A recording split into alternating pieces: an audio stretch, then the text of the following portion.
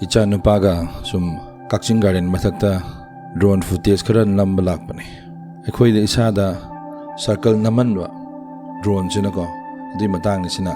koina sum chatlaga namdoina automatically track tawjaba drone masana ahan baso khoina pai bisi tambane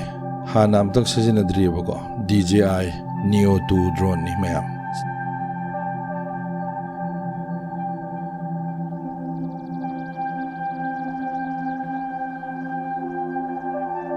track tawraga ai tungna dum ilai ni drone si so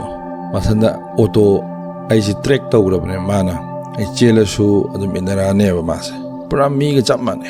to ai lephi gana maso adum lepe ko khutchina signal tawgana yeta salu oida salu khutchi movement da mas adum leng de ne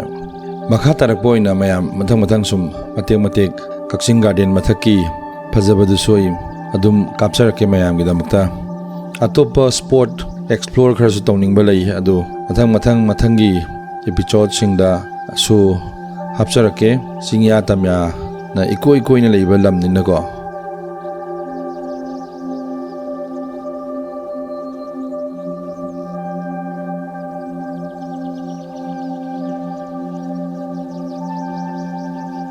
mangdo odi basina Kaching village Chingak farm adagi Chingak pi ga haiba adagi labuk lamang sangakpa matamda su yamna fazane khalle aduna drone je leijaru bane ina sum pamdana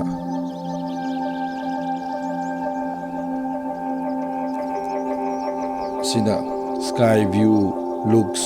mathaktagi yengdarak Kaching Garden gi oiriba fivam aduni ko hojik kan sengwali garden je hana dawna fazaba makti oidre khajitang marai chaitharu re hojik amuk kanna committee sing manaraga development amuk kana tawna ba honari lei ano bal lei sing thadana khotana mayam ma honari phajai ko mayam adum fajarang gani khalli Manipur imalai ba ki tampak sida leiriba khoi punamak loina khangmani prakriti gi leiriba fajaba ching pa turen singsi yamna tina nusiba pukning hungai oiba masakamani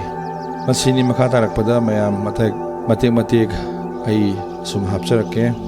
Kajitang number herakan da su khogi camera pai bi mong su kenana pai rakane bako makata ba mayam